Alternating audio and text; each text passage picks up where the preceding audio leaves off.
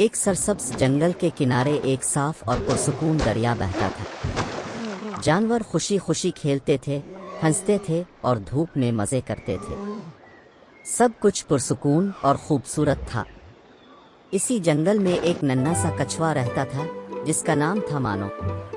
وہ آہستہ ضرور چلتا تھا مگر اس کا دل بہت بہادر تھا۔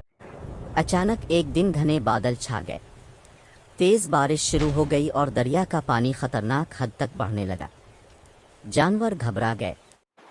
بارش کے دوران ننھی گلہری ٹن ٹن پھسل گئی اور تیز بہتے دریا میں جا گری۔ وہ گھبرا کر مدد کے لیے پکارنے لگی۔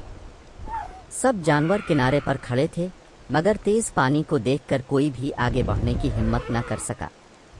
سب کے چہروں پر خوف صاف نظر آ رہا تھا۔